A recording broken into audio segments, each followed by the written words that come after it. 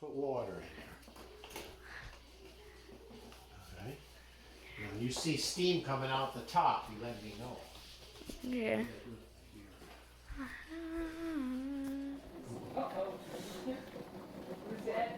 It's starting to steam. We're gonna wait till there's more steam. Now there's more steam, so we're gonna proceed to the next step. Everybody gather for the experiment. I hope Grandpa doesn't burn himself putting this cap on. He's I putting know. a pot holder. Pot holder is a good idea. Alright, Turn the burner see what off. happens.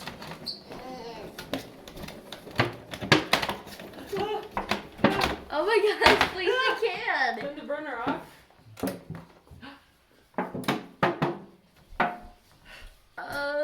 Why is it making a weird sound? Nothing is happening. It's gonna pop off. Can you tell what caused that? What? Oh!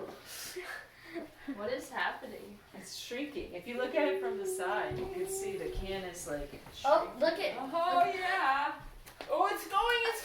Oh, it's really shrinking. Look. I didn't see it. It's collapsing. Will the seams come apart? Maybe.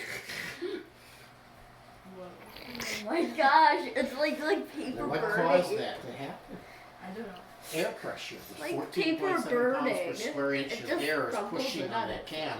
There's nothing inside. There was a vacuum. All the steam came out, took all the air out of the can, so there was no air inside the can.